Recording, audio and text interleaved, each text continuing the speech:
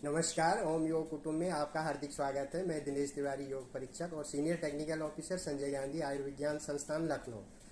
मैं छोटे छोटे वीडियोस के माध्यम से जन जागरण अभियान चलाता हूं और सुबह सुबह योग की कक्षा भी चलाता हूं। हेल्थ इज़ वेल्थ के मिशन पे कार्य कर रहा हूं कि सभी लोगों को जानकारी हो कि बीमारियां कैसे होती हैं, उनको कैसे उनसे बचाव करना है।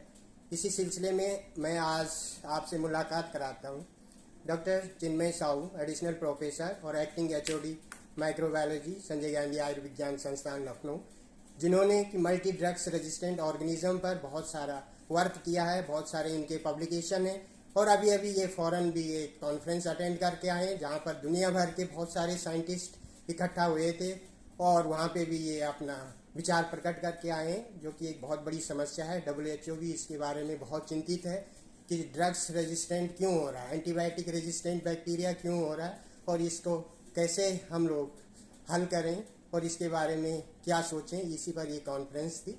अब आगे मैं आप डॉक्टर साहब से आपकी मुलाकात कराता हूँ, वही आपको डिटेल से बताएंगे।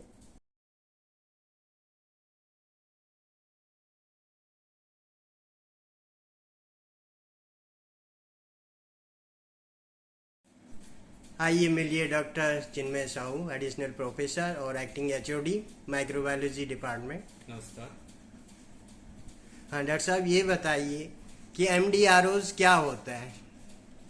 देखिए, एमडीआरओ जो होता है, ये इसका फुल फॉर्म जो है मल्टी ड्रग रेजिस्टेंट ऑर्गेनिज्म बोलते हैं, जो कि जो हम एंटीबायोटिक लेते हैं या खाते हैं तो बैक्टीरिया या क्या होता है कि जैसे बहुत सारे एंटीबायोटिक दवाइयाँ हैं, जैसे सिप्रोफ्लोक्सासिन है, इम्यूनोग्लाइकोसाइड है, कोलिस्टीन है, बहुत अलग अलग तरह के ग्रुप के दवाइयाँ हैं।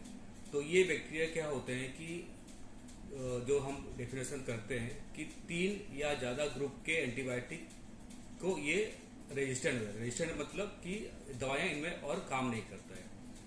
इनके लिए तो एमडीआरओ ऑर्गेनिज्म का मेन प्रॉब्लम ये है कि इनके लिए दो दवाइयां जो काम करती हैं वो सीमित हो जाती हैं। बस एक ही दो एंटीबायोटिक्स बचती हैं जो कि बहुत हाई एंड होते हैं, मतलब बहुत कॉस्टली होता है, या बहुत टॉक्सिक जो दवाइयां होती हैं लाइक कोलिस्टीन है, टीसेक, ये सब बस रह जाती हैं। बाकी कॉमन जो दवाएं हम खाते हैं उसके लिए ये दवाइयां काम ही नहीं कर पाती हैं। डॉक्टर साहब, इसका मुख्य कारण क्या है? ये MDROs कैसे हो जाता है? आम पब्लिक कैसे इससे बच सकती है?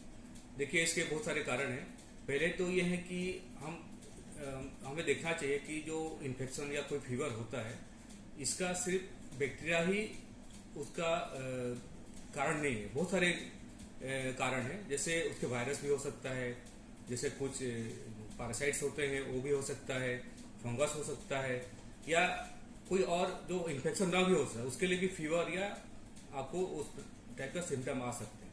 लेकिन हम क्या करते हैं कि बाजार से कोई भी गला खराश हुआ या किसी को फीवर हुआ तो हम बिना पूछे हम बाजार जाके दवाइयाँ वो काउंटर से ले लेते हैं। लेकिन हमें ये मानना चाहिए कि एंटीबायोटिक जो होता है वो सिर्फ बैक्टीरिया के लिए काम करता है, वायरस के लिए काम नहीं करता है, फंगस के लिए काम नहीं करता है, पैरासाइट्स के लिए काम नहीं करता है, और कोई दो नॉन इन्फेक्टिव को जैसे लाइक दूसरा कोई ऑटोइम्यून डिजीज है उसके लिए हम वो काम नहीं करता है। और दूसरा ये है कि सही अलग अलग बैक्टीरिया के लिए अलग अलग दवाइयाँ हैं। तो हम क्या करते हैं कि एक कॉमन दवाइयाँ ले लेते हैं, एंटीबायोटिक मान लीजिए सिप्रोफ्लोक्सासिन आपने ले लिया, लेकिन वो जैसे दूसरे कुछ बैक्टीरिया हैं जिसमें वो काम नहीं करता है, तो उसके लिए अगर लेंगे और सही टाइम पे नहीं लेंगे और सही डोज में नहीं लेंगे और सही ड्यूरेशन पे नहीं लेंगे, मतलब कि जो उसका एंटीबायोटिक का एक होता है कि 3 या 4 दिन या 5 दिन उसका एक मिनिमम लेना चाहिए। वो लोग क्या करते हैं 1-2 दिन ले लेते हैं, उसके बाद ठीक हो जाता है तो छोड़ देते हैं। तो उसके लिए होता है कि बैक्टीरिया फिर उसको रेजिस्टेंट डेवलप होने लगता है। तो इसे और दूसरा ये है कि एक बार जो बैक्टीरिया रेजिस्टेंट हो जाता है तो फिर क्या होता है दूसरे बैक्टीरिया को भी अपना जो प्रतिरोधक रेजिस्टेंस जो अपना डेवलप होता है उसको भी ट्रांसफर करने लगता है।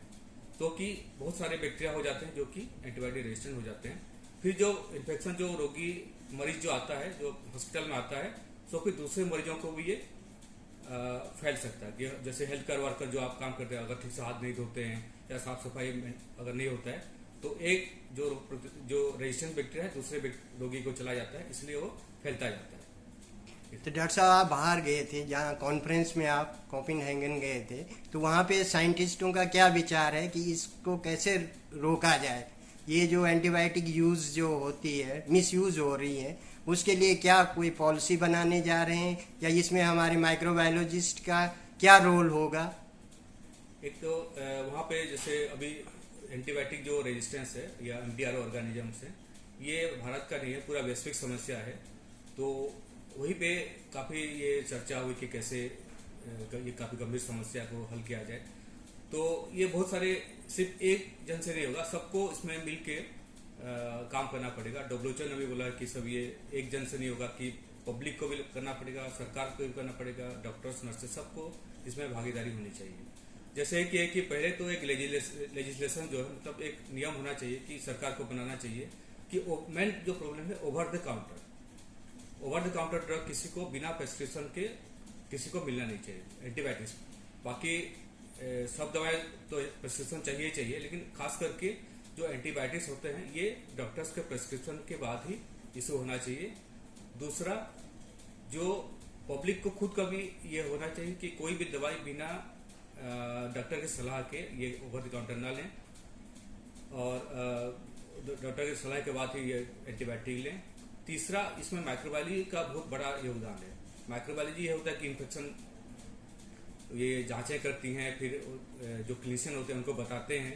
सो जो एक उन्होंने क्या कि हॉस्पिटल इन्फेक्शन कंट्रोल टीम होना चाहिए हर हॉस्पिटल में, जिसमें कि जो प्रशासनिक अधिकारी होते हैं हॉस्पिटल के, और डॉक्टर्स होते हैं, चिकित्सक होते हैं, और उसमें से माइक्रोबायोलॉजी का लीड होना चाहिए कि जो इन्फेक्शन कंट्रोल जो ऑफिसर होता है वो माइक्रोबायोलॉजी से होना चाहिए। वो कि डॉक्टर्स को और पब्लिक को बता सकें कि क्या दवाई लेना चाहिए, किस बैक्टीरिया में लेना चाहिए, और कितना डोज और कितना दिन तक लेना चाहिए, और किस किस दवाई को हम लास्ट में रखना चाहिए, कि मरीज आते ही स्टार्ट नहीं करना चाहिए, उनको ये बताना चाहिए। और दूसरा है कि साफ सफाई और इन्फेक्शन कंट्रोल से हाथ की सफाई बहुत जरूरी है कि एमडीआर ऑर्गेनिज्म एक दूसरे से ना फैले। तो उसके बारे में भी सबको ये सूचना दे सकते हैं, तो उसको ये कर सकते हैं। और चौथा है कि विभिन्न गणमाध्यम से या पब्लिक, जैसे हम ये वीडियो कर रहे हैं, इससे से बार बार पब्लिक को हमें सचेतन करना चाहिए कि एंटीबायोटिक का जो समस्या है, क्योंकि ये ऐसी समस्या है कि फ्यूचर में हमें हो सकता है कि नॉर्मल खांसी सर्दी के लिए भी अच्छे एंटीबायोटिक ना मिले, बैक्टीरिया सबको रेजिस्टेंट हो जाएगा। तो इसलिए सबको सचेतन करना बहुत जरूरी है इसके लिए। बहुत बहुत धन्यवाद डॉक्टर साहब, ये आपने बहुत ही अच्छी जानकारी दी। और पब्लिक के लिए ये है कि आपको एंटीबायोटिक बगैर डॉक्टर के और बगैर टेस्टिंग के नहीं लेना चाहिए। धन्यवाद।